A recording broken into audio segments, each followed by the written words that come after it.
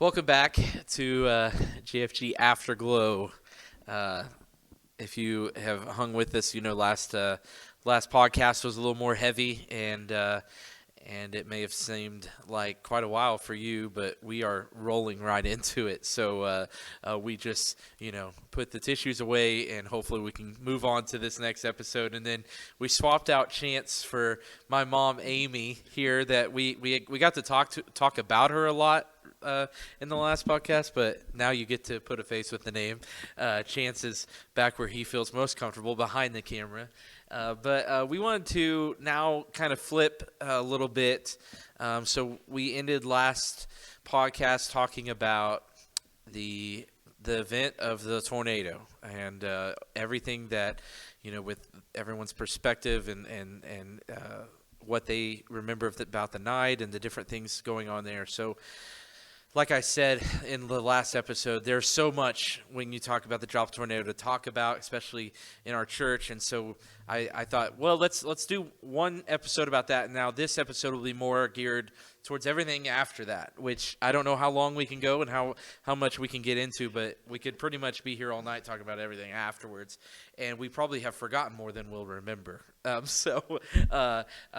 first thing, I'll just kind of kick us off. Yeah, Grandma says on purpose. There's some things she's glad she's just forgotten. So this is the days to follow, and I've made mention, but I've kind of scrolled back on the Facebook on the church and seen some of the things that were going on just to refresh my memory. I was probably I was a junior in high school at the time, and so I was trying to remember those things, and then the things to follow and get a grasp as to timeline and things. So, Grandma, I did want to ask this question to you first and kick us off with just a hard question.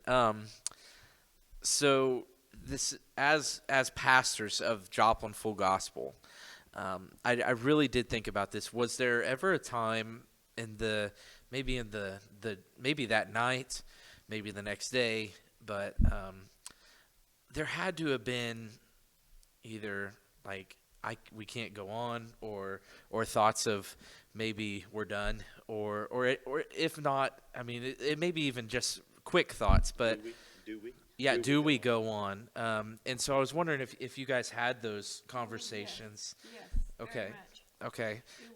It was a hard night. By the time everybody left our house. Probably not much sleep, I would None. assume.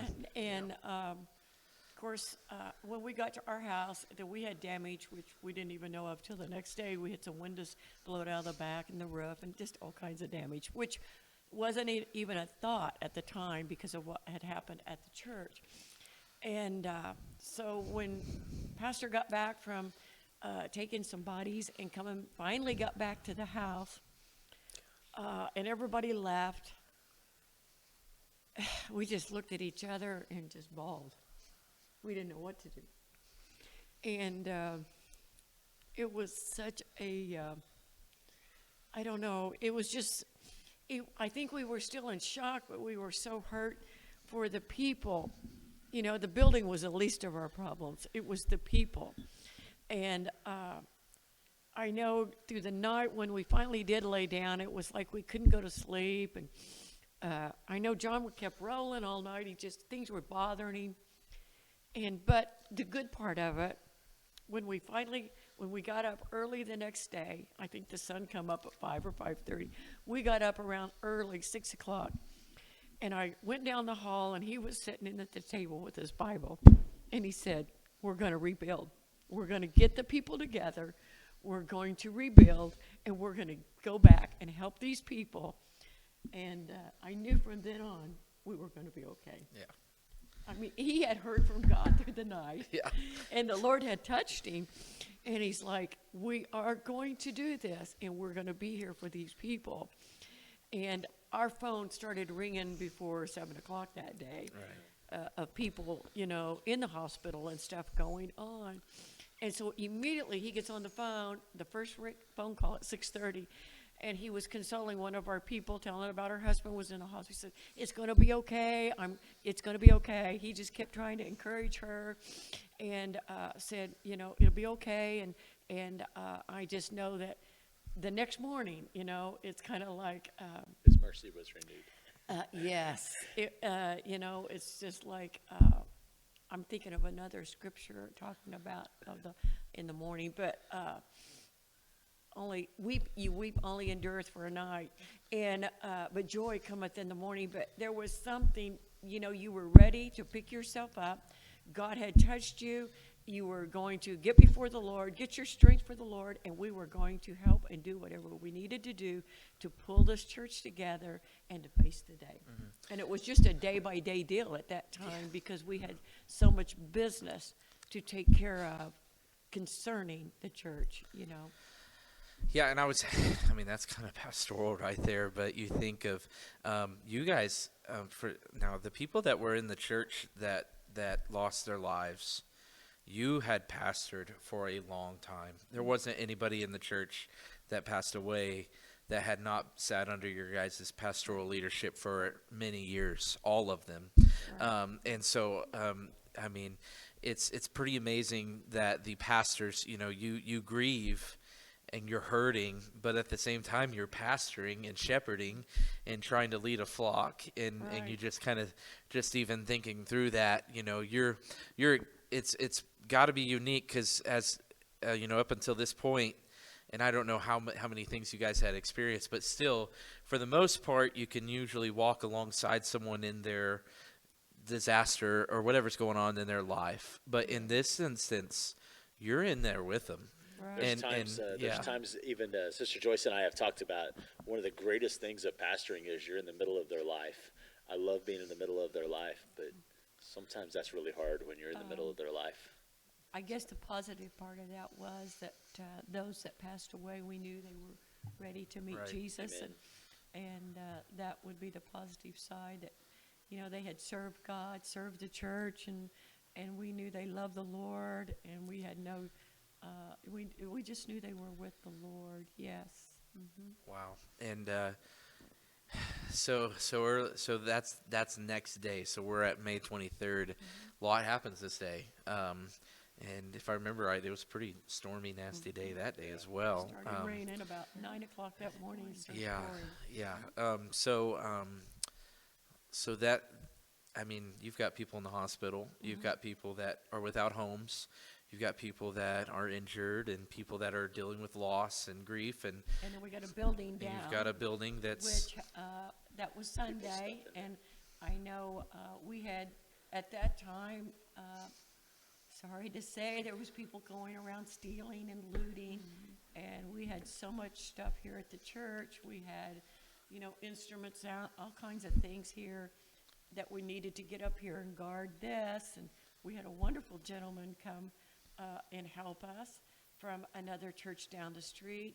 In fact, he stayed with the church that night. Mm-hmm. He come and stayed that night up with that church. And then we had, the office was full of all of the business, all of the money that had been taken in that day.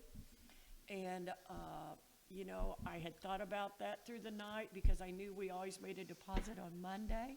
So there was money bags up there, and it's just so much. Phone calls, trying to check on people, and insurance just began to be overwhelming. Right. I had written that down. Things that we were looking for things, trying to find things in the rubble. Money bags. You're the one that found the money bag. I remember that the money bag was one thing that we were like, we got to find that money bag. You walked right over there and found it. And I had looked in that office, and you come right over there. Says, Grandma, here it is. There were Bibles found. Mm-hmm. Purses. Yep. Purses. Even you mentioned sound equipment. Brother Thomas had a very expensive guitar, and of course he had bigger things going on, and he said, he was sure it was gone, and they pulled it out, and there was nothing wrong with it at all. Nothing, not a scratch. Just things like that. And then, of course, there was also a lot of things that were just either gone or utterly destroyed. And so, we spent several days there just seeing to recover what we can.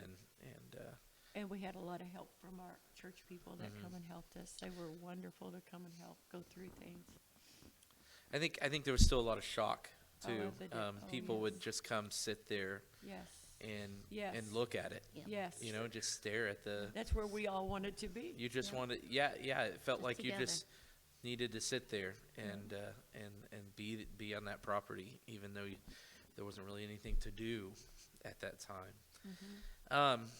Okay, so there's some things going on, and this will kind of start with early on. So we're in the first week of this happening.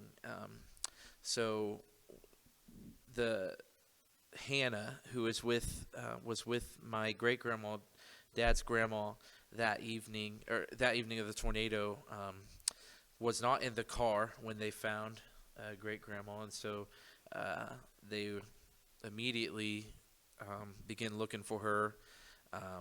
She was thrown from the car, and so obviously with family and everything, from that night had been through that night and through the next day, calling hospitals, triage areas, just about everything you can think of to find her. And I'm just, to be honest, we didn't know if it was recovering a body or finding someone alive, right? And I think that was one of the main things the church was praying about that day, was that finding Hannah. Yes. Was one of the main things they were praying about. And so I had made a note that there was a post go out on the church's Facebook the May 23rd in the evening that said, "We have found our 13-year-old girl alive." And we had just had a conversation about this before, but maybe Mom or Dad can speak into this about why there was such an issue finding her, because she was here at Freeman Hospital, but why was it such an issue and everything? Hannah was only 13, but because her injuries were so severe, her body was so swollen, and she had such horrific injuries that they had mistaken her for someone of 35, 35-year-old female. And so when we would call, they were like, "We don't have anybody here. We don't have nobody here." Well, that's because they were thinking she was 35. And so eventually, several family members started going to the hospital and going through ICU and looking at bodies that they didn't know. And it just so happened she had a bracelet on. And that's how we figured out who it was. She had the bracelet on, and that's when we found her.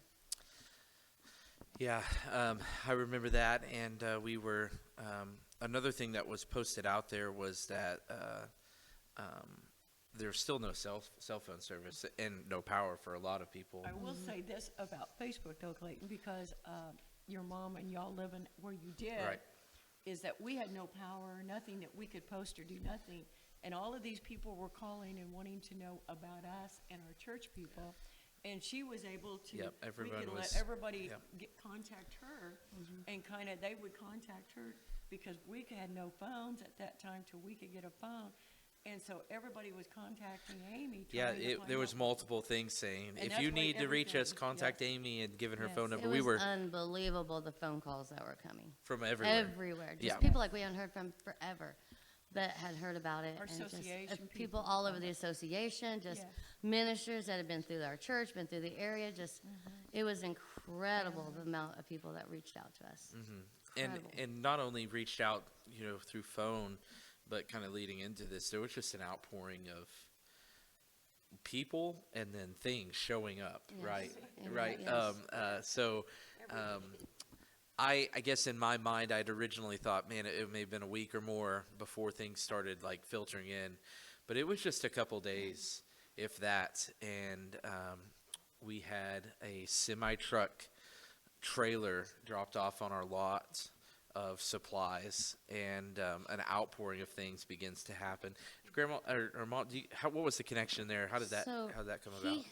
What had happened was Brother John Winiger here in the church, he had a relative that lived in St. Joe, and he had heard about the tornado, and Brother John and Lori were here, and he had called me about it and was asking about everything that was going on, and I was telling him, some of the things that we're needing and everything that was happening. And he said, "Well, I got you covered. I've got a semi-trailer. We have it on Walmart's parking lot. It'll be full, and we'll have it down there by this day."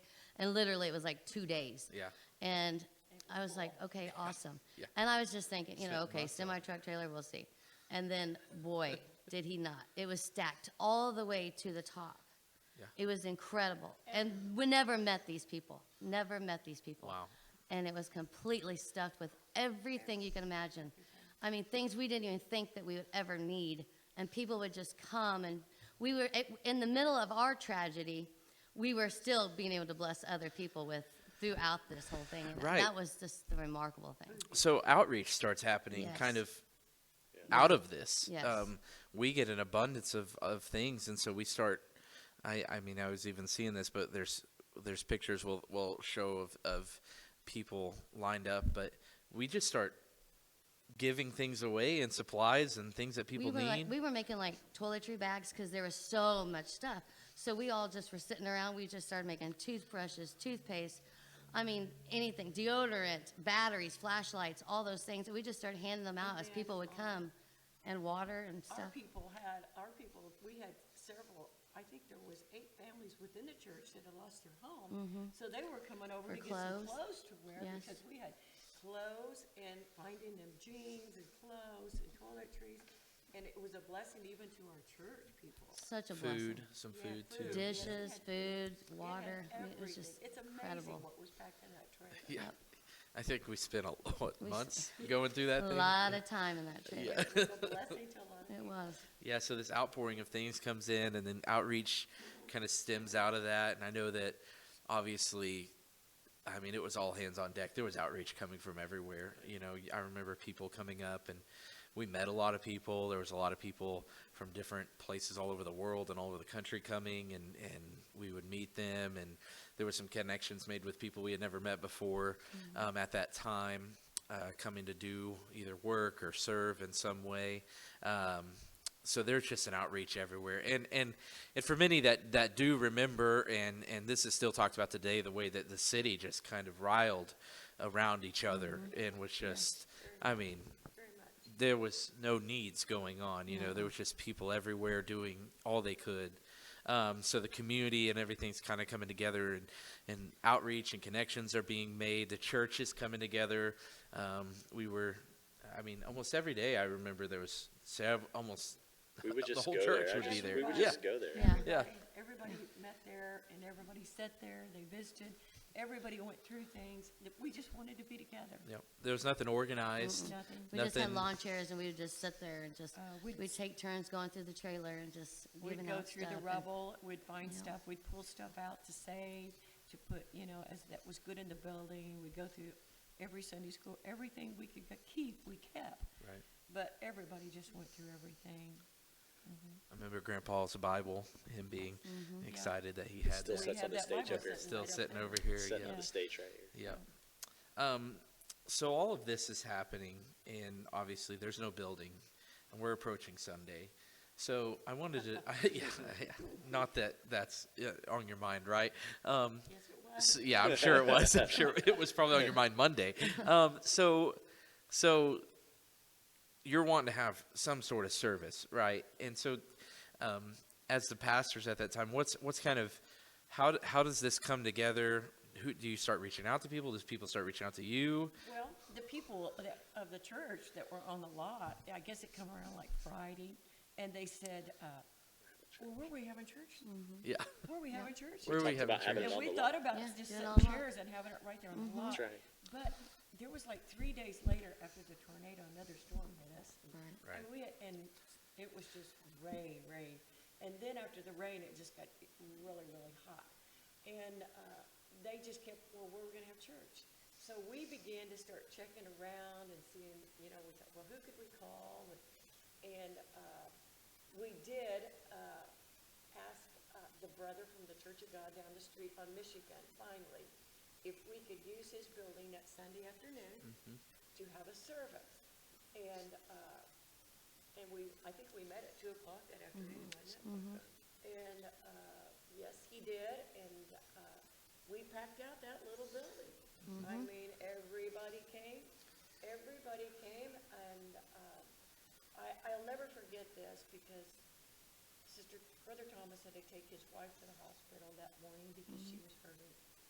And he called Brother John and he said, Brother Myers, he said, I don't know if you're having Sunday school or not, but I won't be able to be there today to teach my class. I've got Betty at the hospital. And I thought, wow, what a dedication. Yeah. He was concerned about his Sunday school class and his teacher.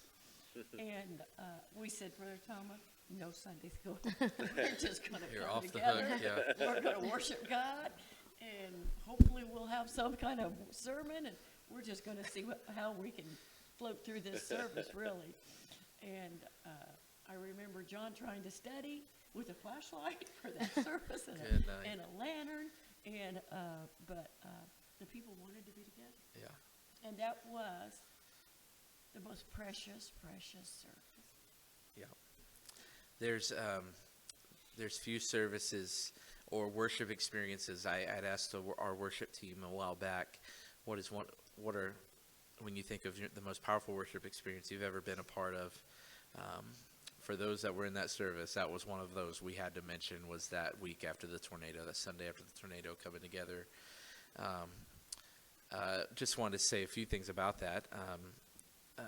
We were discussing earlier.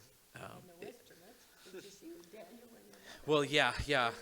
And I mean, I didn't know what I was doing. And we had trouble getting to the church. And Grandma mentioned it's 15th in Michigan. So if you're tracking with us, you have Big R's, and then across the street right now is kind of like a car lot area. And then the church sits right behind there. So it was just down the road, from our location, a little sanctuary church. And so we had it that afternoon after that church had their own service. Dad, you want to share us a little bit about trying to get there? Because I remember that just being one of the bigger headaches of the day. Yeah, we came into town that day. This would have been the following Sunday. And our president, Barack Obama, came to town the same day, and he was going to deliver a speech. And so when we came into town, we actually parked at 15th, and you couldn't cross Main Street, so we were on the one-way. So we literally parked at Parker Mortuary's parking lot, and I can remember there was a couple officers there, and they were like, "You can't cross Main Street." Mm-hmm. And we're like, "We got to cross Main Street. We have to get to church." And so we kind of briefly shared what we were doing, and he said, and Clayton has he has a gig bag with his guitar on his back, and we have an amp that we're carrying to this church. Secret Service and everywhere. Secret Service everywhere. Like, I promise, it's just a guitar on my and back. They literally walked us across the street, across Main Street finally, and we walked from there down to the church. And I just remember walking that whole walk, and we were just laughing like, what else, And people were looking at us like, what are you people doing? It was a sight. Quite a sight to see. But I remember us detouring all throughout the city Walking trying to get all through the somewhere. neighborhoods. drive straight across to any place. Yeah. You had to go everywhere just to get down. Yeah, just that's damage, let alone then you got Secret Service Yeah, and everything police was officers blocked blocking you off everywhere. There was all kinds of emergency help here from St. Louis, Springfield, everywhere. Yes. News stations, Yes, everything. news stations. Yep. They were interviewing everybody. Every time you turned around, somebody wanted to interview you. Yeah. Something else. Yeah, so we have that church service, Yeah. and so good. The Spirit moved. Clay, the people though, that whole week we had been together. yes, The whole week before that service, every day down at the other church, I was laughing because I remember we had a little grill down there. We'd be cooking hot dogs and going through stuff and cooking little hamburgers and just sitting around talking. And anybody that came up got a hamburger or a hot dog. I remember one day, I believe, somebody was bringing by Chick-fil-A gave a bunch of sandwiches, and we're like, it's not a hot dog, and we had ate a sandwich. But the whole church, there were so many from the church that we didn't know what to do every morning, so we just got up and went back to the place of the building, and we would just sit and grow together. And lots of tears, but there was lots of laughs that happened there. We would find goofy stuff, and we would laugh about it a little while, and then we would hug each other and cry a little while. So that leading up to that Sunday, the church, the family was there was no way we couldn't have church. We had to have church Sunday. right. Yeah, so right after the service, there's this post, and it was probably Grandma that made it, but it says, "Well, an awesome service we had today. God showed up in a big way. We truly know that we were chosen for a reason. To God be the glory." And then I can even see some comments from some people.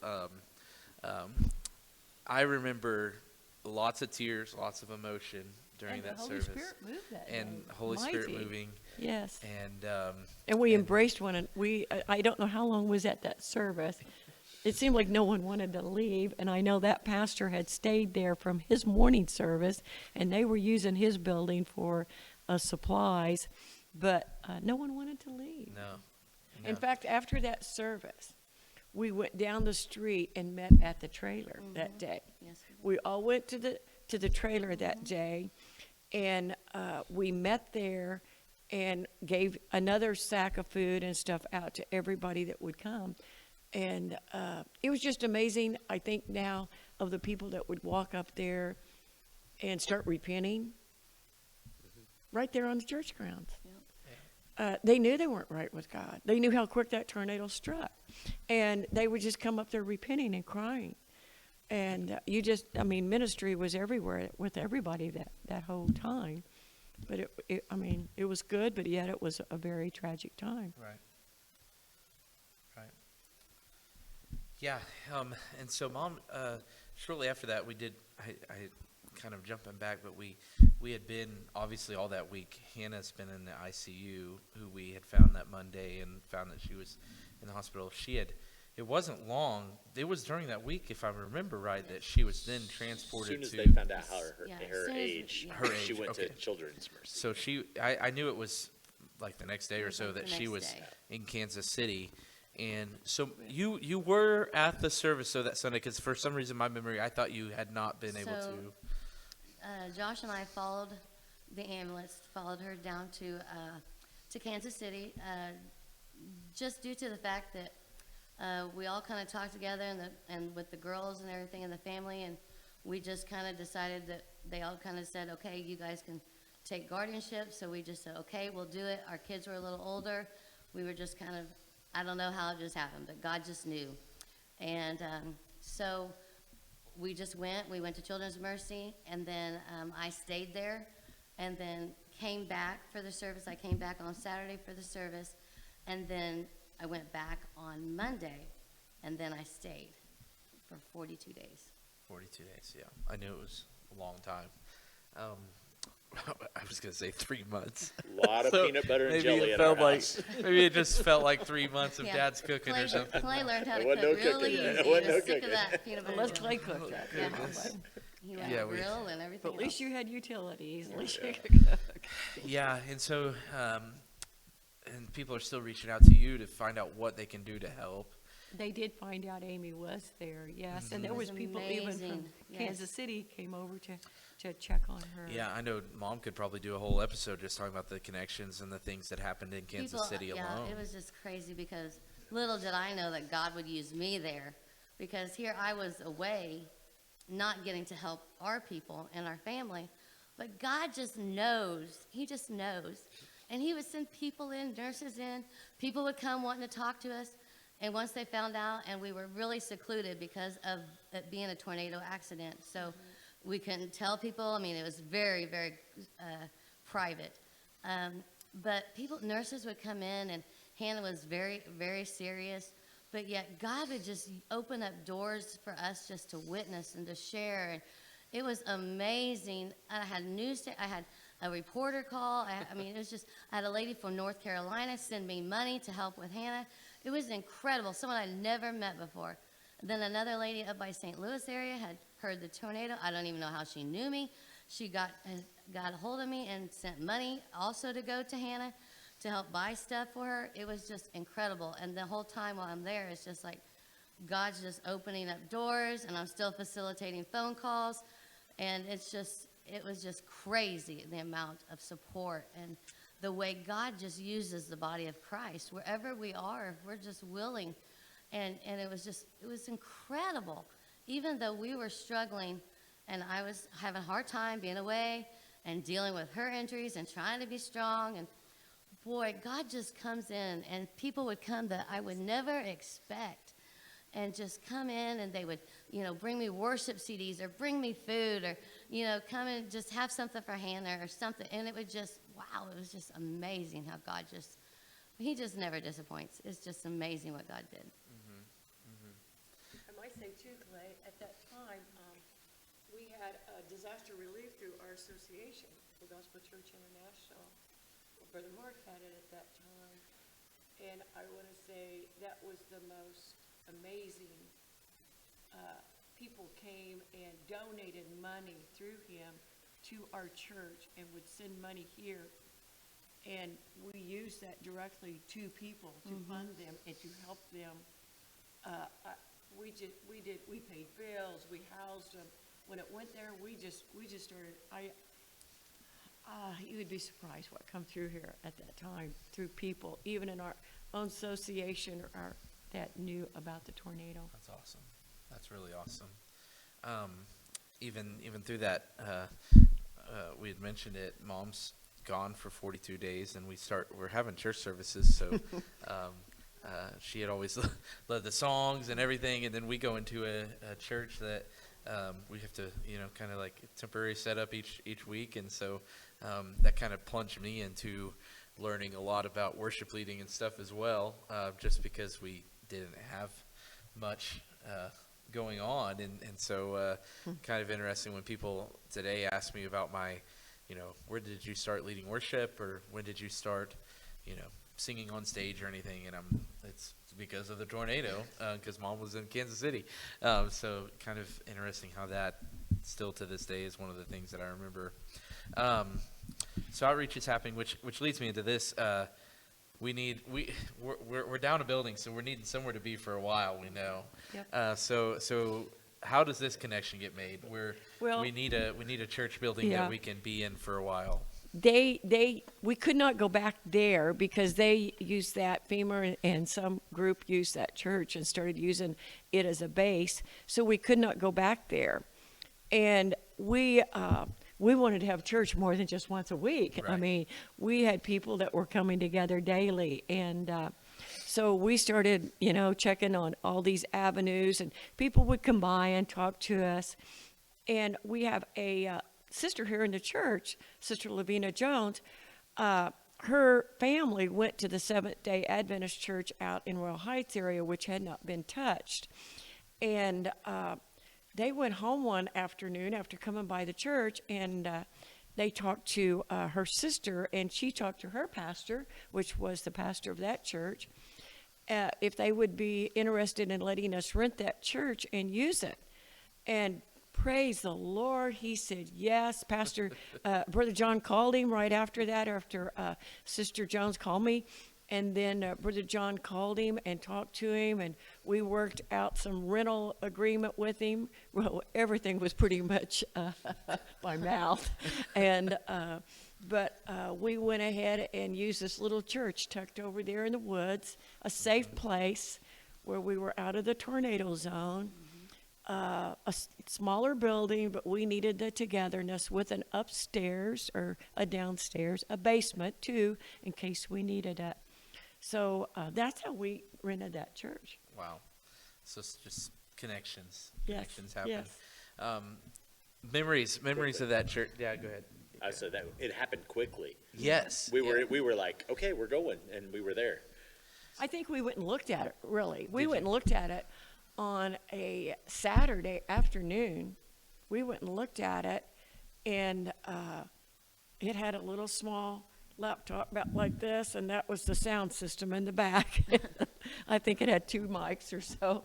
And then I think it had, I don't know if it had a piano or organ. Yeah, I think it did. Nothing was in tune, I think.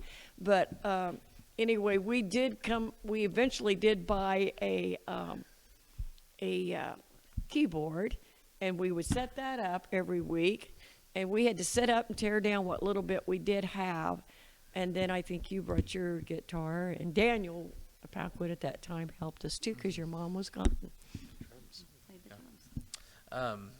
So through that church a little bit, tell us just things that you remember, memories of either services or things that went on during that time. I think we have, I was joking, the pictures we had were not great of things that I don't know, the pictures that I could find were either blurry or hard to see. But I think we got one good one where we took communion there one time. We probably took it more than one time there, but there was a picture of us having a communion service there. Lots of healing, lots of coming together with the body. I remember some of the fellowship in the basement. They had a fellowship hall there, and classes, and we would have classes down there. But I do remember several times that we would be down there and just have a dinner or something, fellowship Dinners. for quite a while, just to let the people be together. Afterglow. And we did start right up on that next Sunday. We started right up with Sunday school and Sunday morning. Of course, they didn't use it, but on Saturday. We had to call Brother Thomas and tell him, "You got to be here." That We didn't have to call him. He was there. And we started right up with Sunday school and Sunday night church and Wednesday night church.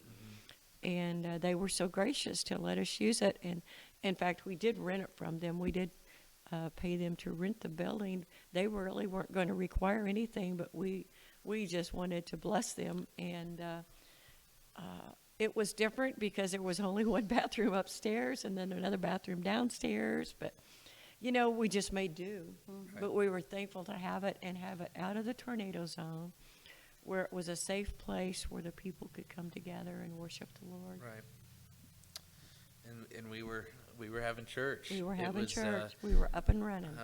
It was, I don't want to say it just picked up though. It was good. I think it was really great that there wasn't a lull or a period of time where we were kind of in limbo or transitioning or even if we were going to other churches. Like it just kind of felt like we kind of settled in there.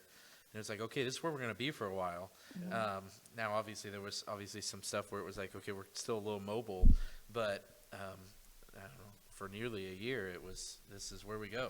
11 months. And so, there hasn't been very many times in my life I was called agile, so that's okay if we were a little agile. agile, yeah, not very often.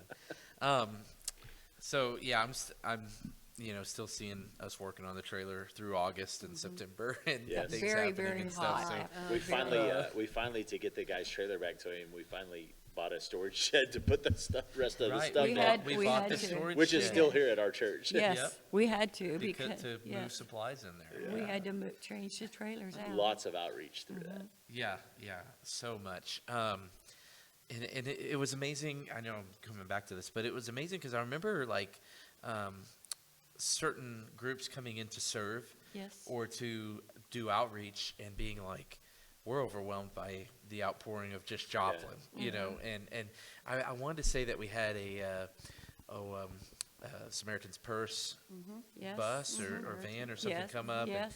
and Yes. it was almost like they were like, there's nothing here for us to do, because just the way Joplin was working together and people, I mean, just from all over doing things. So I kind of remembered the just outpouring over there. I did have a question. People come by daily checking on you too. Oh yeah. They would come by daily, and there was one group that was at the high school for a while, and they'd come by daily just to talk to Grandpa and check on him and different things. It was wonderful the way people pulled together, though, and checked on one another. Yeah.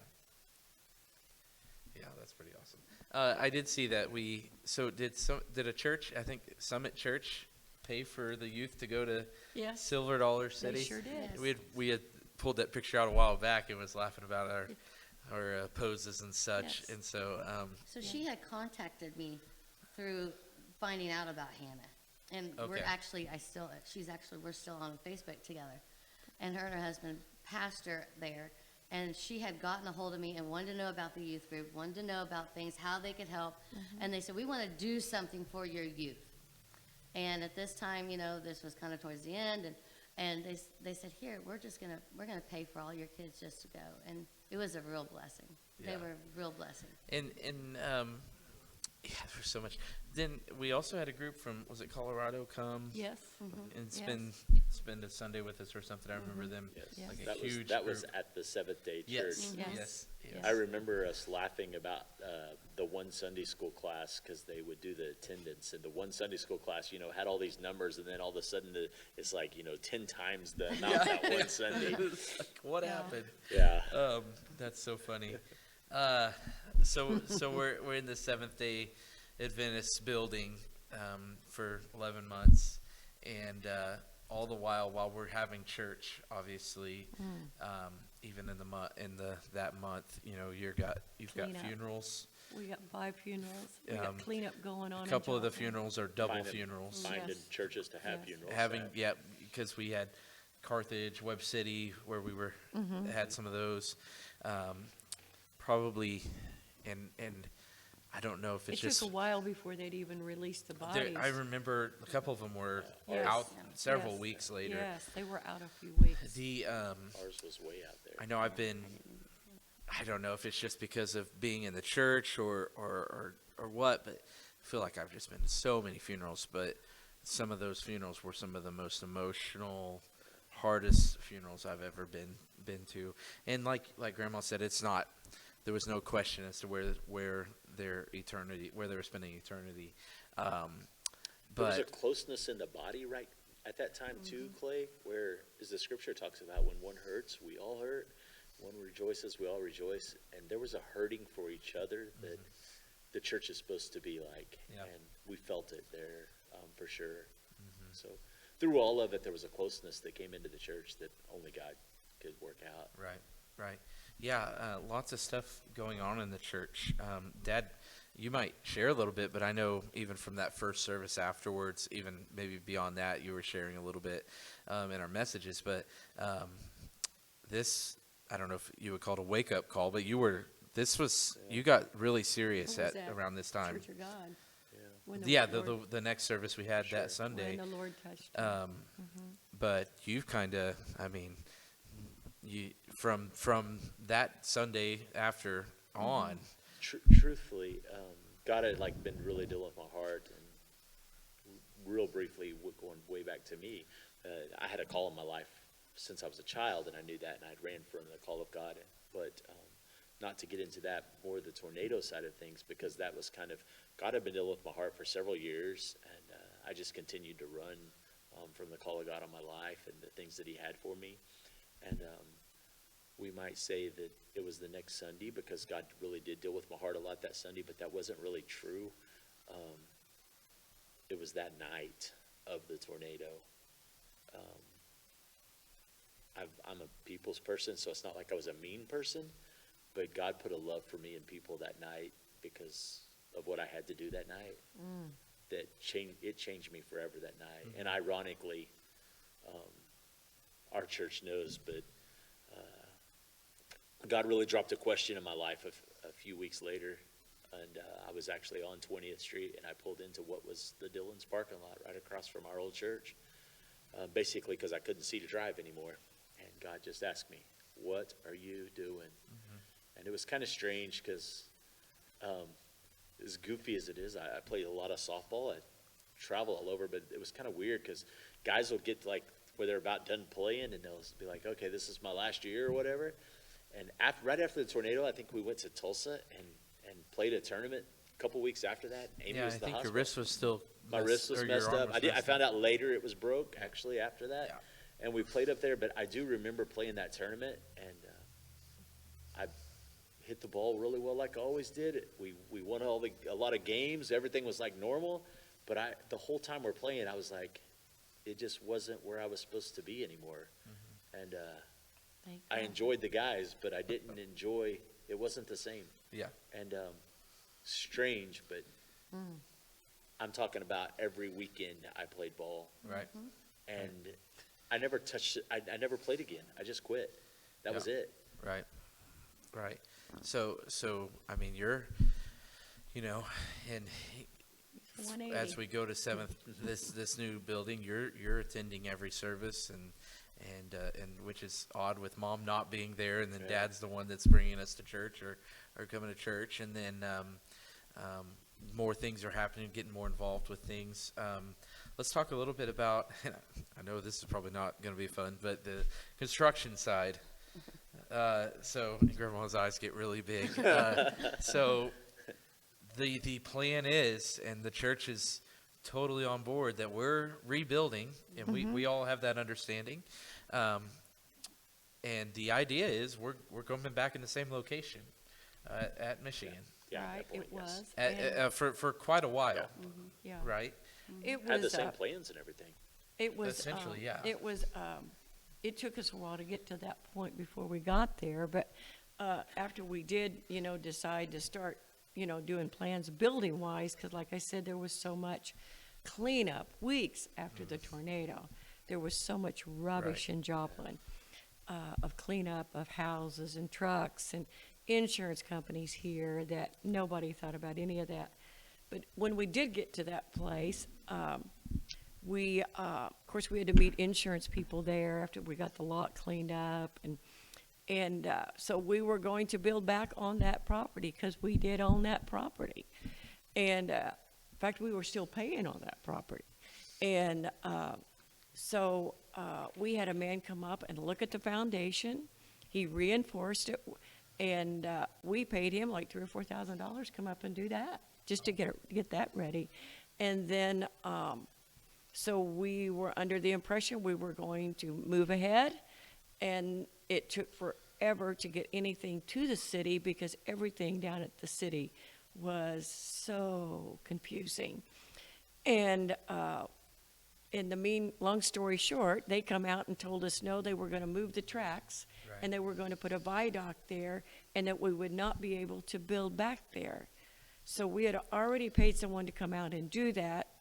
So now we're down again. And It was kind of some heartbreak in the middle of that because we actually at first had permission from the city, right. but then they came back and it's like, no, we're going to move the track. So we're kind of recalling that. And the idea, which it didn't end up happening, but the idea was the tracks would be right in the middle of Right where in the the middle, church Yes. which now they're not. Yeah, But right. They were going to move them so many inches. So, feet over. tell me this, because I don't know if we talked about this, but was there ever thoughts, I think there were, of maybe there's an existing building? After. Yes. After. Yes. So this is after After you're kind of we shut down, can't like, build. okay, we Yes. probably can't use this property? Yes. Okay, Yes. so yes. you guys may have looked around a little bit? Oh, yes. Okay. Yes, we went and looked through several buildings. We took the board through a building that was out on Zora. Right. And, really, Man, that would have been really close to my house. Handy. we really liked it to an extent. It would have been something for us to get into. Right. We had lots and lots of rooms in it. It would have been, just lots of rooms in it. But it was not handicap accessible, I will say that. There was lots of stairs in and out of everywhere you went. There were stairs that you had to go down and out into different places. And anyway, so after the board toured it and looked at it and considering the price, they decided that's not where we wanted to go. And so we looked at, people started calling us about different buildings. There again, we wanted to stay in Joplin. Right. We did not want to go to, we had someone call us in Carterville that had a church there, and it wasn't for us. Then there was one in Webb City that come open, and it was very small. It was nothing we could use either. But we went back to, we wanted to stay in Joplin. So the property here at 26th in Indiana, they had, their church had not been completely down, but it was down enough that they were going to go ahead and tear it down. And so It was a big brick church, right? yes, Brick building. big brick, and had big tall ceilings, and one of those had come down and ruined their sanctuary. And so Pastor Griffin, in the meantime, knew John, and he would come by even our site, and they would check on each other, and then we'd swing by there and go there. And they had a trailer there at their site too, and they were just constantly checking on one another through all this time. Which was good, because either pastors were close and checking on each other, or you had some come by and that were not so close, that wanted to say, we would take your people for you.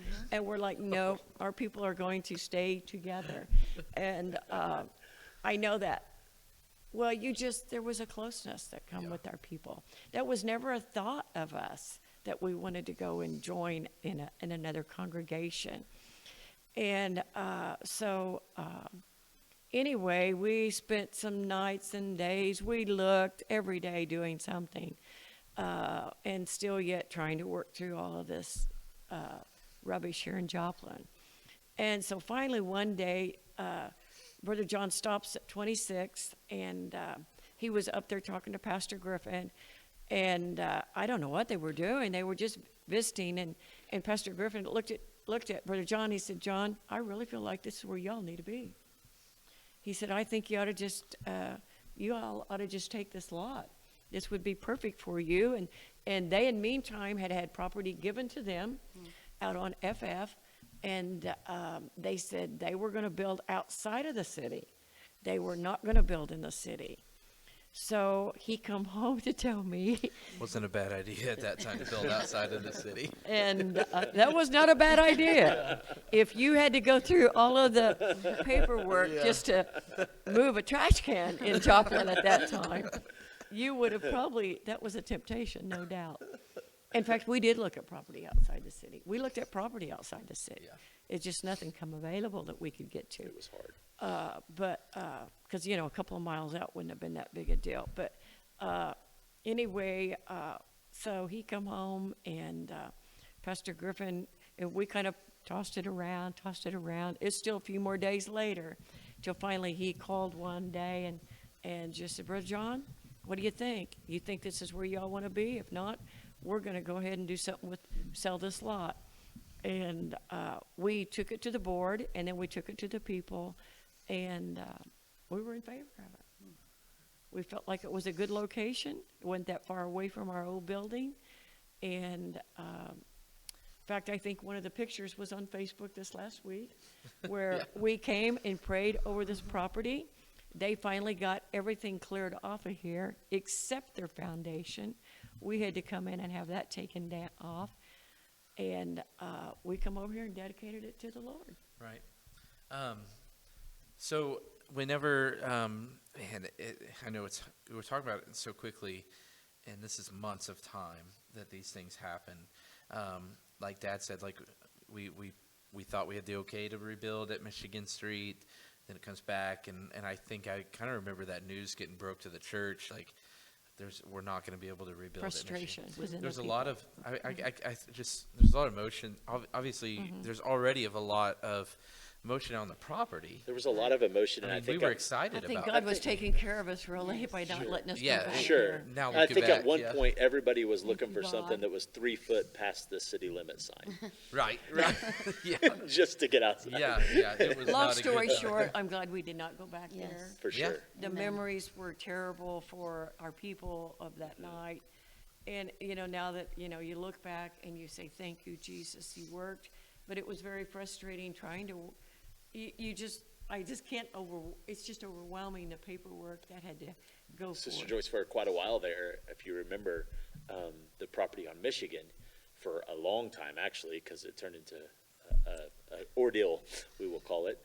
But I mowed that, and it was really rough, and I would go down there and mow just to knock it wasn't like Somebody you could was really mow using it, but you had to at least keep it knocked down. So I would go down and mow that, and every time I would go down and mow, all the emotions. And so definitely not being there in hindsight was a very good thing. And I mean, there was even talk of doing something else on that property, right? We did eventually sell it, but Yeah, we did But talk I about think things. there was even discussion as well. Yes. Maybe we could do something like an Some outreach, kind of outreach or or something, yeah. Yes. or some sort of thing on this property. So. Yes. I'm glad we did not do And that. even to this day, I took my I drive wife by there all Alexa the over time. there a while back, I do too. and just to show her, and there's nothing there, Nope. and that area is still. No, they have not built on I it could, yet. walk you through that church just on that pile of property, and so I remember there just being some heartache, a little frustration that wasn't going to happen. But when there was a decision to rebuild this property at 26th in Indiana, we're gonna build here. 3 blocks from my house. Yeah, you Well, we would always be walking up here just to walk and see, what new board they put up. Yeah. Right, One right. At a So time, one at a time. yeah, Yeah. you notice would take a when video I was going back picture. on the Facebook pictures, Yes. it was every few days. It's like concrete or there's a board here, Tractors. whatever, Yes. we were just so excited, and ready to be somewhere we call home. We needed some vision and future to look to for some good things Right, from God. right. So talk us through a little bit. about the building of this church, and I think you all probably can speak into this, but we mentioned this in the first episode, but this, for the most part, the general plan is very similar to the church that was on Michigan. Similar. Yeah. And I think maybe you shared with me, I didn't know this, that originally it was kind of turned. It was turned to face Indiana. Yes. And then, yes. in the meantime, the money to just have plans to do this was Right. $12,000 to get plans drawn up. That's another thing was stipulated by the city of Joplin. You have to have an architect, and you have to meet. Now we got new codes on everything to be Right. built, and we had to readjust everything. And we had it set to go out on Indiana, so that the front door would have been where Faith's front door, right down the ramp there. And then the city comes out and measures it and says, nope, you cannot do it like that. And so we had to turn the building with the front door facing out toward the parking lot. And which we did, and there the back of the building's facing 26. We need to let all of our neighbors know, because I've been confronted on this, that the back of the building was not our fault. So when you Yeah. drive down 26 and have to see that, we didn't want it that way. Yeah, they that did wasn't kind of. They part of did the kind of plan. say a few things about. We're tired of looking at the back of that building, and we're like, oh, Yeah. Not our fault. we're just glad to have it up. Hey, We're we are sorry. too. We are too. We're sorry. The But there was so much after we got the property, though, Clayton, and the paying of all of the architect and the plans and moving things around and trying to decide what to do, what we wanted to do different, windows, sound systems, just different things we wanted to do. A kitchen, I think we talked about that. At any had to have a church, kitchen. Yes, we yeah. did. any church we've been, we'd never had nothing but the back wall. And I told Grandpa, I said, we're having a kitchen. We're having a separate A nice room. kitchen. A Yes. ki- Yeah, and very to this nice. day, everybody loves our kitchen. And we wanted a storeroom too, and we wanted a classroom storeroom, and we have both of those. Thank you, Jesus. And but the cost of everything, and just to get anything done, was just like an act of God. I mean, to get it done. I don't think people understood it, because I know that people would call us and say, well, we're getting in the building next week. We're like, no. When you getting this done, Brother John? He's like, A little impatient. I've just been to the city twice this week. We are not moving nothing. And to get a permit took us, I think, 2 months. To get a building permit took 2 months, just to get a building permit, which was Jeez. $500 and some dollars. Every time we would think we were there, There they was would one come more Something thing. else. One more thing. Something else. Yeah. I, Something and, else. I mean, We need a just a few permit things for we had. I remember, like the fires stuff, Sprinkler the sprinkler The systems. Friday before we were to move in here, and we was going to have the first service on a Sunday evening, which was Easter, and we were going to slip in and do a service. Yeah. And we were going to slip in and do a service, just kind of a trial thing. And on that Friday afternoon, the fire department comes through to check our building, and we didn't have that alarm system in. And we're like, we weren't told we needed a alarm. So we had to call them, and that was going to be another $5,000 to have that put in. So we went ahead and scheduled it, but we slipped in on Yeah. that Sunday evening. What? I remember the Brother John calling, and I do remember saying, "We're just having church." Yeah. You know? Yeah. It was We were time. ready. And Which the- was a hard service here. Oh, Yes, yeah. it was. Very It hard was. service. The, Very um, hard. It was the first time back home. right. Very hard service, because there was emotions. People were glad to be home and not have to be traveling to a different church. But yet, we had people that were I was just thinking a a lot of little bit fear, a lot of fear. Yeah, think a little bit about that.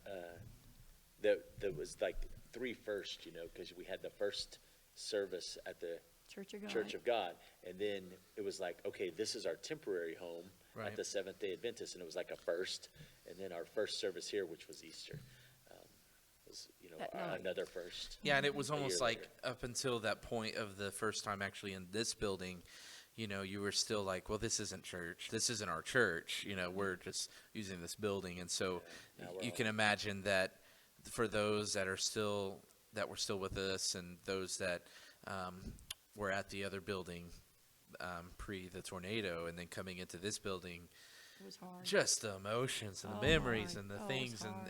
It was hard. and I can't even imagine. And so It was so. there's a few things I did want to mention. We did have the put the storm room in the church as well, which We- was not in the other building, obviously. Right, we kind of decided after riding through that we would have something to offer the people. Right. In fact, anything rebuilt in Joplin had storm rooms or tornado rooms at that time, or shelters. And even businesses all were having that put in. And that was something we did have put in, yes. So if we have a really large crowd and a bad night, Oh, no. weather-wise, Sister Joyce gets to say who goes in and who stays out.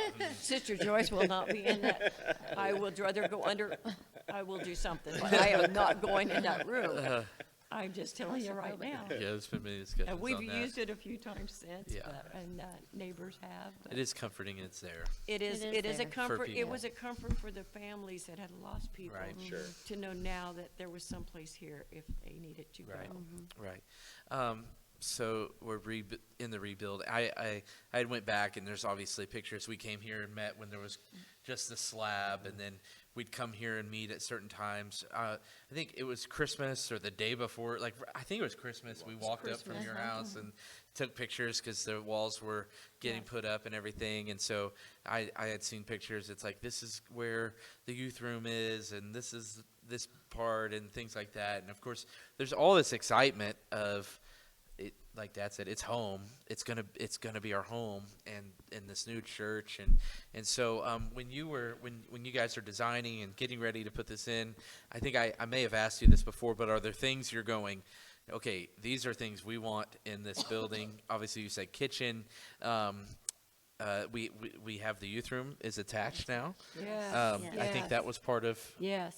something that we were And excited I about. was just looking at that back wall because that wall, when the architect redesigned the church from what we'd done over at Michigan, he said, well, I'm going to do this building so it'll look like a church and not look like a metal building.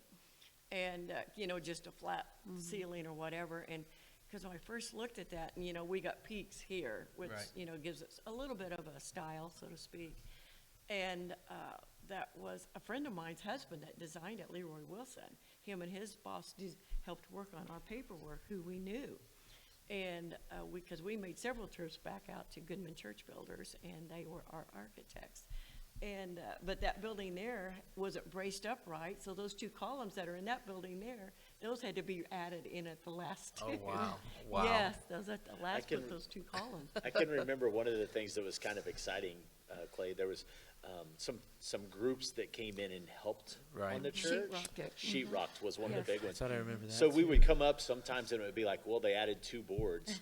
But then there was times where a church would be like, we're going to come down and work on your church for free. And one of the big things was they came and sheetrocked the church. But I remember how fast that happened. And it was like, all of a sudden, it was like, it just took on the shape of The the church. church. Yeah, you Yes. start seeing Everything it really come changed, together. and, Yeah. and that You could happened see so rooms. fast. You Yes. could see Yeah, rooms. yes. Yeah, I know the first super exciting. service, we walked in here when the sheetrock was up, and of course, there was lifts everywhere, Yeah. working. And I think we had a young minister come with us one night that had preached out there. And he said, wow, this is really going to be big. And now I look at it and think, it's not big enough. Yeah, no." now we're going, where can we add on? But it was just, but it, compared to that little church out Yeah, there. yeah. There was a lot of We excitement. did make the sanctuary smaller, as you noticed. We're a little smaller. We're 5 foot smaller than we were at Michigan, which made the fellowship hall 5 foot wider. The stage is different as well, correct? Stage is a little bit different, yes, Yep. Had it to do over, we'd probably make it the whole length of the front, but, Right. yeah, it's a little bit different with that. Yeah. Yeah, it is interesting even thinking through the design of the other church and this church. There are similarities, but also things you're thankful for. Sister Joyce, when people visit our church, one of the things they notice is the way the woodwork is on the stage. That's unique. Yes. Whose idea was this, or? That was Daryl, that, one of the Mennonites that So helped build one the that was church. building. I remember. And he would put the boards there, and then he finished that out on the steps like that to kind of trim it. I remember being I up like here it. at night, and we were staining doors and boards and just kind of working in the back to anything we could to help. But one of the things that everybody that comes into the church that's love never the been here, steps. they love the steps on the stage. So that's very unique. And the cross and the rock. Yes. Which we can't see. But it's beautiful when the screen is up. The Yes. cross is Yeah, very the cross. beautiful.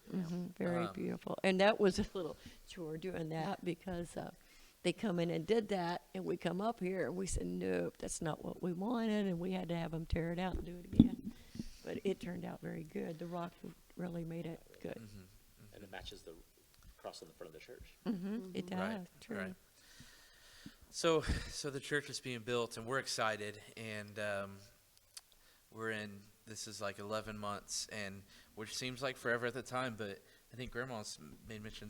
We were one of, if not the first, We were the first. in Joplin. The tornado was May 22nd. We moved in here on April 11th or 12th, which was 11 months. We come in on that Easter. And in fact, the Joplin Globe come out and did an article with Grandpa about the first church rebuilt. I still have the article at home. Which was kind of rough since we slipped in. But, you know, Right. No at kidding. this time, I It think wasn't we were very- up to here with city, and we were We like, didn't you know really what? care. We're going. Really We've dangerous. rented long enough. We're going on. Be We'll careful just- what we say. We might not even still have technical Well, permission to be here. We're here. Yeah. We're not moving. We got squatters' rights now. We own this place. Right. And that was also something now, Right. Clayton, by the grace of God, that when we rebuilt, we paid off the loan at Michigan because we still owed on that. We paid that off. We paid cash for this lot, which was quite a chunk of money. And then that built this church. And with the insurance and everything that came in, we had no debt. We were very frugal in spending money, as you know, just looking at, the pews here. We bought a church out of Neosho, but they fit. And we were just excited and to get it. Things were And- so heavy, We're too. not going to talk about moving day there. I was talking to Chance the other day. I Well, the said, Lord gave me "Man, nice strength. those one pews that were extra long. And you carried in Three tile. back Give me nightmares. You carried in tile. Whatever we unloaded and couldn't get in, we would call all the guys together that night that we could. And they would come over and start loading the tile. And then, we got the tile. We got heating and air done. Brother Gary here in the church, his company did our heat and air. And he gave us a wonderful price on that.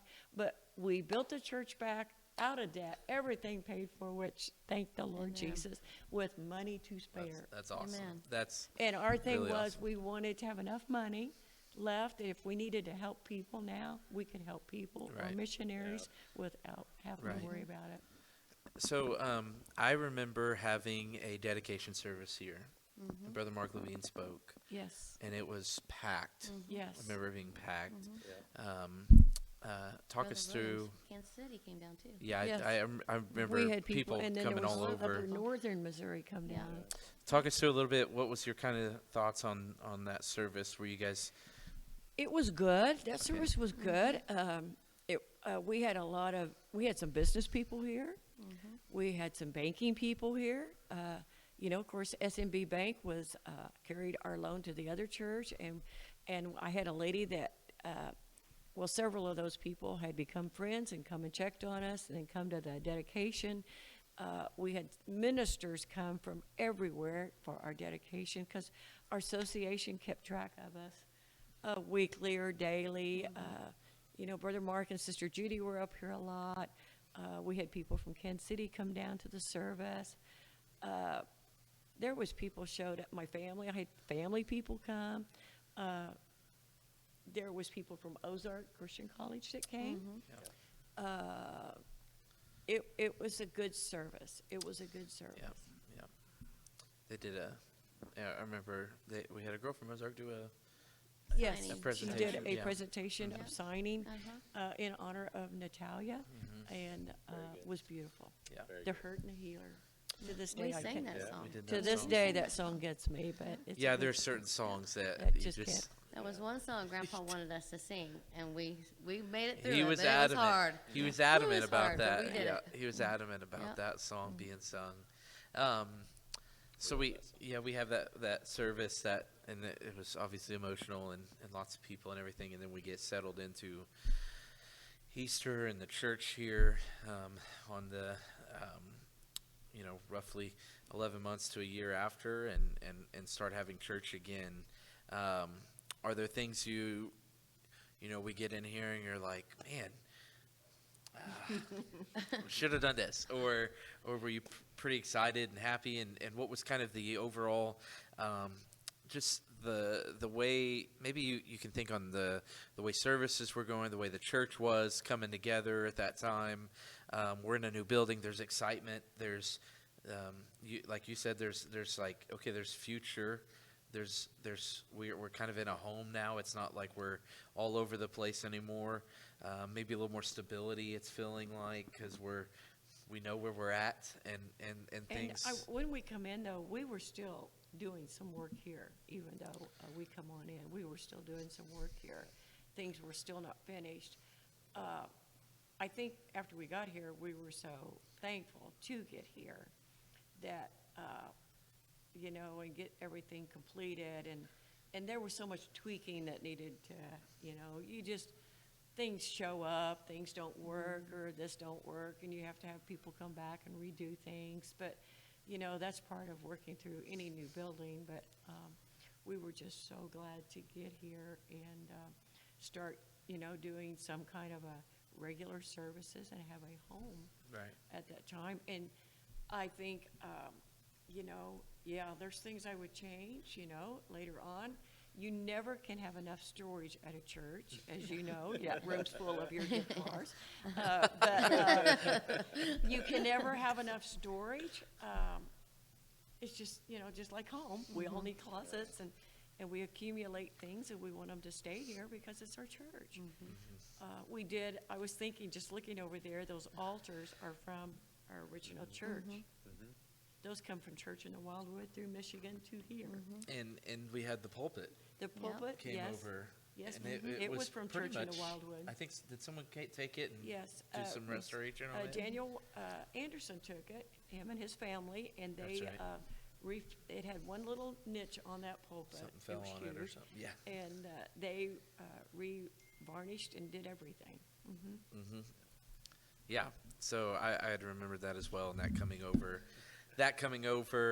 the altars, Grandpa making sure his Bible was on the stage. He wanted that Bible Yeah. from the tornado to Well, be on the stage every service. Also, Grandpa, some words of wisdom to anybody that's a young pastor, hasn't pastored very long, and he gave these to me, told me years ago, a long time ago anyways, that always leave a Bible on the stage, because you can walk out of your office after some things happen and forget your Bible and get up there to preach and look around. So I'm not going to lie, I have occasionally had to lean over and grab the Tornado Bible and read something out of it, and been so thankful that it was there. And It's gotten better through the years. yeah. You couldn't open it for a while. Some of No. the pages were stuck together. But Yeah. Everybody- now I get to dig his notes out of there sometimes and read through them and have great memories. I know, just thinking of that, everybody wanted their Bible, so they left the church. I don't Yes. care how bad they were torn I up. actually remember Clem coming up, Sister Trisha's son-in-law, with a chainsaw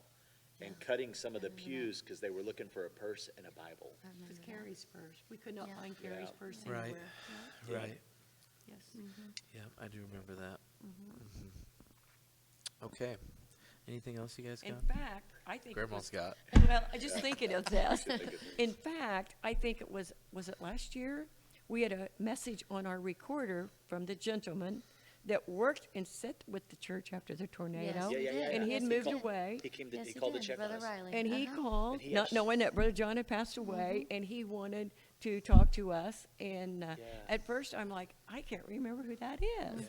And it was the man from down the street. And he had some pretty serious health issues. Yes, and it he was kind of did. ironic because he called, like Sister Joyce said, it wasn't that long ago. But just before that, Amy and I had been talking about it, and I said, not to be morbid, but I said, it was very serious Brother health Riley, issues. And I, wasn't it? and Brother Brother Riley. Riley. And I said, I wonder if Brother Riley's still alive, because he had some serious health issues. And then it was just after that, he left a message on the Wow. machine. I thought that was kind of neat. Yeah. Yeah. Countless connections and things made throughout that time of stuff, relationships that we still relationships talk with about today, people. or Yes. or with people today that we Yes. met either through the tornado, through outreach, through Pastors them still talk relief, about it. things like that. Yeah, it's amazing. We wouldn't have time to trace everything back. All those things that were happening and going on, and It's just one of the things, Clay, that's really neat. And hopefully, this isn't in your next podcast ideas, but one of the things that's really, or might turn into, one of the things that I think is really unique is there are things that happen through the tornado and the aftermath, or right after the tornado, that set the stage for where the church is at today. And I think that's just really, really interesting to think that some of the things that God did through all of that, and the things that we went through, is part of, even, I get the building stuff, but even inside the church, and, right. and you can take that all the way to me being the pastor. Yeah, we didn't even hit on a lot of that, but more talking on the physical side. But even the church on Michigan and the church that's here today, as far as just the spirituality and the I guess I know Grandpa really hit this a long time ago, but I remember him going through Matthew 25 and really Yeah, just That was like his I desire. thought of that really Matthew 25 too. challenging the church on He on wouldn't some get the things. tattoo on his arm, but Right. everything up to that. Yeah. But Josh! I remember him really at this Yes, he church did. challenging the church about honestly just stop being so inwardly focused That and was being more good. outwardly focused. Absolutely. And that changed a lot of things. And then as you're saying, looking at where we're at today and our partnership with some different things and the way it just kind of happens, our Sunday nights look a little different than your Sunday crowd, and it's Love it. it's kind of cool Thankful because for jail ministry. yeah, I was even joking that the other night we were getting ready to lead worship, and I said, this is a totally different congregation than we had this morning, and it was kind of crazy, but it's interesting that now that didn't really happen on Michigan. That wasn't like that on Michigan Street for the most part, as I can remember.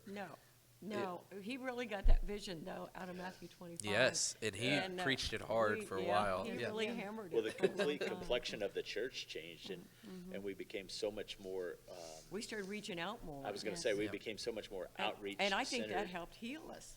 I agree. Sure. I I agree. think that was part of our healing, really, Yeah. was to reach out. Oh, thank God. There was a lot of maybe not a lot, but there was, wherever there could have been any sort of strife, bitterness, hard feelings, I think during the tornado time, a lot of things faded away that may have been small issues, but when it comes in and something like that comes in your life and you're faced with big things, When everybody's all hurting that the stuff family, kind of yeah. hits the back Yeah. burner, and it's like Doesn't that matter. stuff's not important Doesn't anymore. matter. And so you kind of saw the church out of the tornado, and it's interesting. We do talk often about things that because of the tornado, some things have happened and good things have came and as a result of what took place. And one of those is the church, and kind of where the church just maybe where there were issues or where there were differences or anything like that. The tornado kind of just came and was like, yeah, those are little things, I think and the the whole- people grew together, Yes, and and there then was that- healing and there was relationships. And then when that 'cause- Matthew 25 started getting a hold of people, yes, and then we started the jail ministry and started doing a lot of outreach at the homeless shelters and Yep. stuff, and doing and services. programs, Yep. Services with programs. there, Working yes. with programs. Working with programs, yes. Then we started seeing an influx of a different type of people coming Yeah. into the church. Yeah. Now, to us that good. went, we were We excited. were thrilled. Right. Yeah. We were Right. thrilled to see Thrilled. them. We were not concerned about how they looked or dressed or anything. we were just seeing some fruit of the gospel. Right. Is Yes. what it was. Right. And this, to me, changed the whole atmosphere in the church.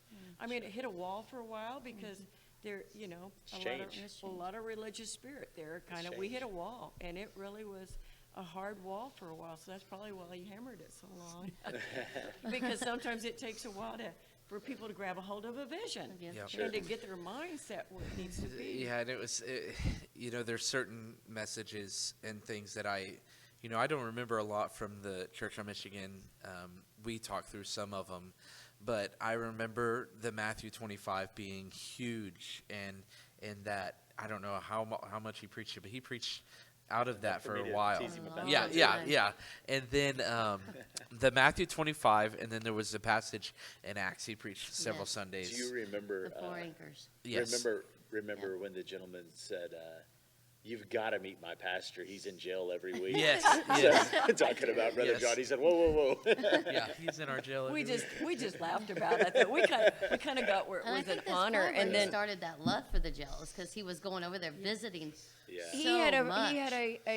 he had a lady here whose son was Right. in the jail. Yes. Yeah. And that kind of opened that up for him because he was going over there seeing him every Tuesday. Yeah. He was Yeah. seeing him, and he began to see him and meet people there, and that really became something else, But I think he got a love for the jail, and then he started meeting people there at the jail and pastors and stuff, and then the whole atmosphere of the church changed. And then we had, I had met a lady that had a recovery house. Yes. And so, you all are going 1 week, the men are going to jail, 1 week the women are going. And we're just, They let us out, but we were going.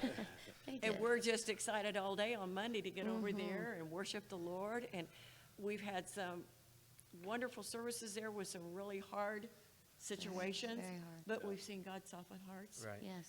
And to this day, when I see something still come see. up, I'm like, oh no, look I what happened. Still see fruit. I mean, I last 2 weeks ago, Yeah. a guy recognized me from a jail service, Sure. and we haven't been there in several years, COVID. and I don't think I had seen him in maybe 4 or 5, and he immediately knew me.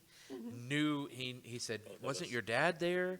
And he said, I teased you about your shoes, and I was like, how do you remember this? And you don't realize that. I know this happens all the time when someone might come into church.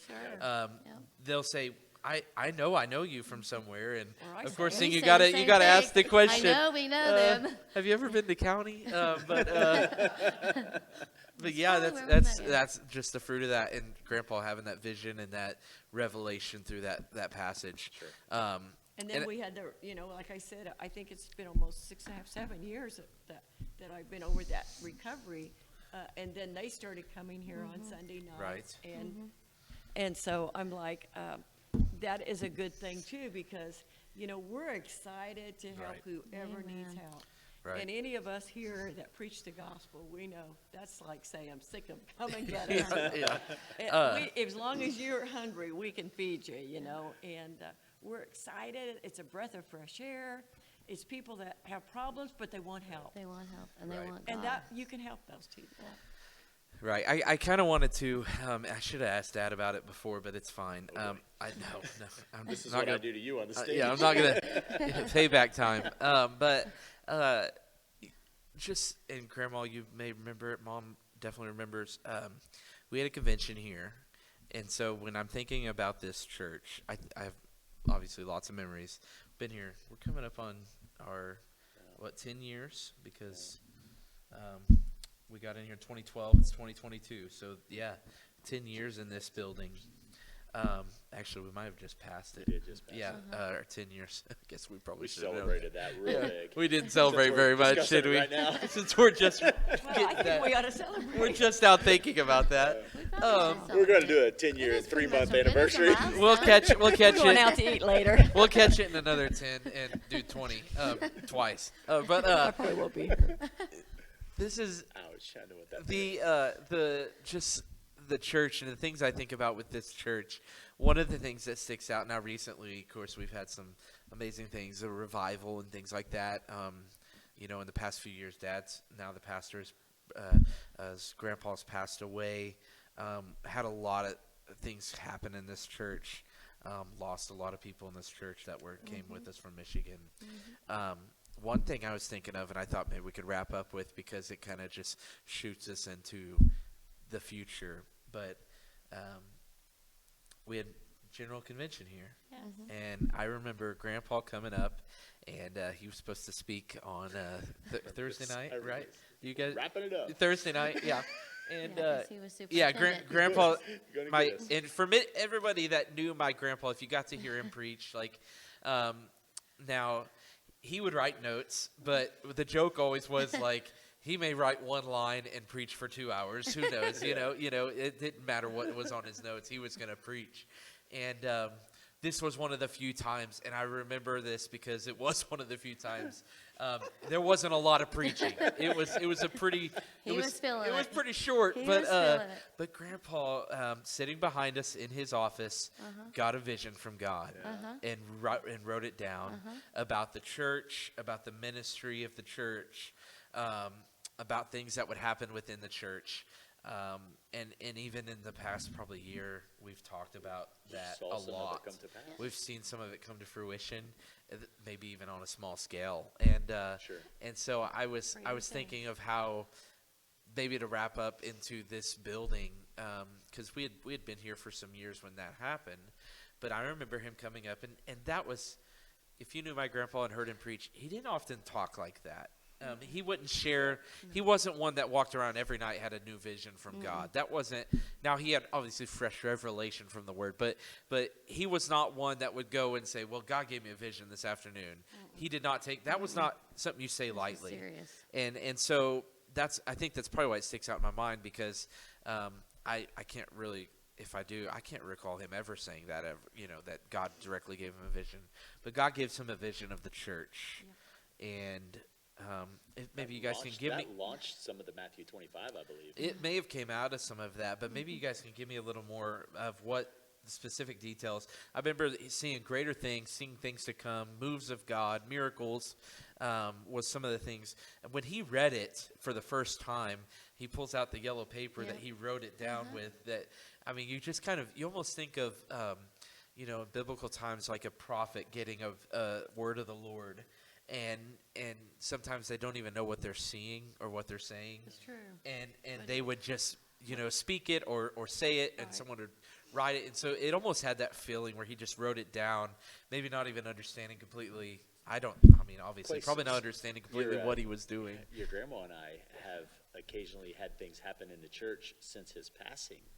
And I will call her and say, "Hey, look that up." Yeah. What he wrote, and we will discuss some of the things that were written. Even Cry a little bit about yeah, it. of course. So awesome.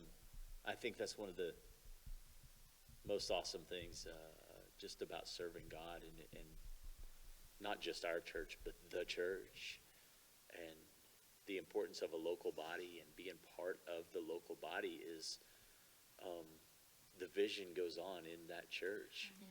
And I saw it passed down, and then I see my kids, and I see young people, Chancellor, picking up the vision in the church.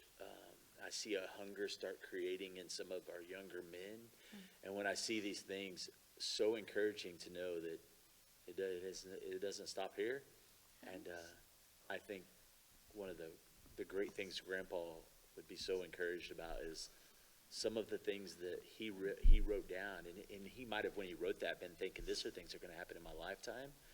Who But knows, yeah. yeah, You don't know. isn't that awesome though? And then we've had conversations where I called Joyce and I said, "Hey, I was reading this again, and we saw some of this happen, or look at this part of this." And isn't it awesome that the eternal God just continues working? Yeah, and we have, I remember that night, the first time he read that, us kind of being like, did he just say that? And like Yeah. wow. He was strong. It was It very was strong. even people that aren't, because there was a lot of ministers there that's not Yeah. a part of our fellowship in this church, and it just still it rocked everybody. Was like wow. And I remember that we had preaching all week long, and Grandpa was supposed to bring us home, and he says basically, no, here's what God told me, and we need to do some stuff about this, and it was just kind of a unique service, but even in the recent months, and we had a revival not too long ago break out in the church, and that had came up in that time, and even with what Dad's saying, I think of different things that are going on in the church today, and think of that, and think of just the vision that Grandpa set forth. We talk about even things that I'm personally involved in, the men's ministry. Men's meeting. I remember He coming wanted to the us to say first that. couple men's meetings, Yep. Grandpa leading a Bible study, and it being 5 or 6 of us, 8 of us if we were lucky, and a week ago we had 25 guys there, and And it's thinking, awesome because at a point he said, "This is yours," to me, right? and then at a point I just said, "Clay, this is yours." The vision was really Right? yours, Yeah. So but it just It's continues. just crazy, and then the different areas, obviously, with whether it's the things we're seeing happening in the church, people coming in, The healings, Yeah. the miracles and deliverances. Yes. We have deliverances, seen a lot of deliverance in this the church. Salvations to type the of people jail, we're able yeah. to minister We have to. seen so much Yeah. deliverance in this church. We are known Yes. in this area that if people need help for deliverance, but they have the freedom of the Spirit here, Amen. see? And I think that's good. They want help and they know where to come to get help.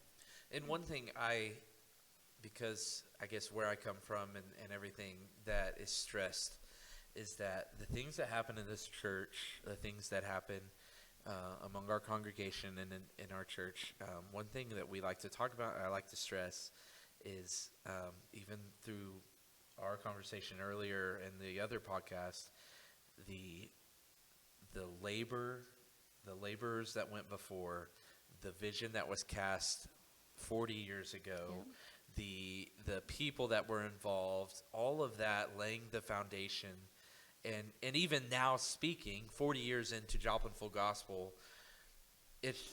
by all means, it could just be the foundation of the church now, Sure. just now being started, and thinking about the people we've talked about, the things that took place that bring us to where we're at. We don't take lightly that the Spirit moves, that there's freedom, that deliverance happens, that miracles can happen, that people come to our church that go to other Pentecostal churches and say, we've not felt this. Right. Or even us visit churches or and it's nothing because of us, it's nothing because of anyone particular, but there has been work, there's been sacrifice, there has been there's been integrity Yes. put into There's the been ministry. a standard There's been things that held has up. been taught down. Yep, and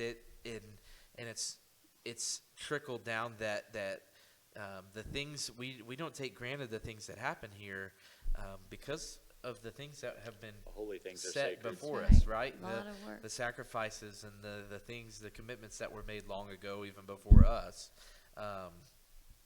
because of that and that, God honoring those things, Yes, is He does. we're seeing Yes, He does. those things happen today.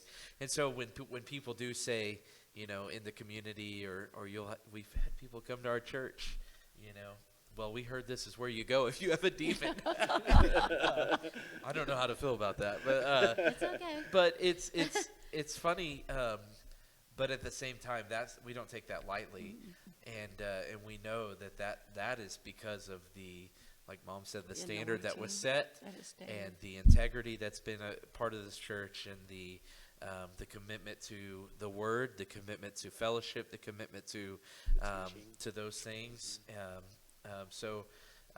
And like Mom said, the standard, that's a pretty good word for it, because it's always been, no matter what, we are Best we We're got. going to we're hold gonna- the standard yeah, up. we're gonna And do it's that. always the Bible. We always preach the truth. Always in the Word. Yeah. I mean, Dad was big on preaching the truth, and things were holy, and that we were holy. And if you were on the stage, you were holy, and you were to look holy. And boy, it's important. Right. Because you know that that's how the anointing came, and that's how the presence of God came, and She's putting it in me so right that's now. how we knew, and so it started, Yeah. So you guys And it have flowed from the head. and it flowed down. you guys. Oh, boy. I did kind of like to just end that. Man, there's such a even now. There's an excitement. There's just like almost something in the air of like what's next, you know? Exactly. Yeah. And there's almost like No two this. services are the same. No, That's there's right. an anticipation that every week you're thinking, man, at any time, you don't know what could happen, and from minute to minute sometimes. Yeah. Man, we've seen so much. I can even think about we've talked way too long, and I'm even still thinking I'm still thinking on memories in this Welcome to building. me, You I'm know, sorry. Say, what are you? You're taking us another way. sorry. The buildings know what to Clayton. Yeah, sorry. Yeah, I'll quit talking. But you guys have anything else to add as far as, Joplin Full Gospel? I know that there's so many memories in this church alone. Well, and two, I'll add to this one Okay, thing. thank you. You never do anything in vain for the Lord. And for any standard that you hold up, you just keep that standard. And anything you let down, it's hard to get it back. You know, if you compromise and do away with the service, it's hard to get that back. So you got to stay consistent with anything with God or with church. And I think that's something we've tried to stay consistent. We do have Sunday night church. Sunday school. We do teach, we have, Christian education, Sunday school on Sunday morning, and we have Wednesday night church and classes for kids. And, you have to be consistent. And today, in our church world, is so compromising other places, not here, but other places, they're compromising and letting down the standard. And the power of God's not real there. That's right. And so, there is a price to be paid, and it is still being paid to keep this consistency going on. Yeah. Anything to add? Pastor? God is good. God is good. Well, He's building on something. yeah. Yeah. There's so much. There's so much, and It's okay. yeah. There's so much good stuff, and we could And then, probably. and then one more thing, right? Just saying, and this is probably Brother Josh, I'm sure, will back This me is up like on. the pastor that has one more close. Yeah. One more In close. closing. Once again, that was from Grandpa. closing. Remember, Grandpa used to say, just give me 5 more minutes. One thing, too, that Brother John was done, and I know he talked this to Josh, was that you always protect the pulpit. And who is it behind the pulpit? Right. Be careful. And Brother Josh has continued to do that, because I think that was probably something drilled into him. But you do have to kind of watch. Sometimes you can, someone you think you know them, you have them speak, and they can take your people off the wrong direction, or something can break out, and you try to get it all back together. But that was another standard today, that you do protect the pulpit, who you have speak, and what comes out over it. Right. And wrapping that I'm getting up, an idea I for got- a podcast episode right I've now. got one last thing. I know there are a ton of really good churches out there, but we're talking about Joplin Full Gospel, and I just want to tell you that God has blessed us with Amen. so many people. Amen. Good people that have come through the church, whether that be teaching. We're blessed with good teachers. We're blessed with those that love one another. We're blessed with those that have a heart for outreach. We've been blessed with so many things here at Joplin Full Gospel. And God is good, but I am so excited about the future Amen. and where we're headed. We have a good foundation. We have it. Yeah, the foundation is very strong, and I know just how blessed we are at Joplin Full Gospel. So I appreciate the people.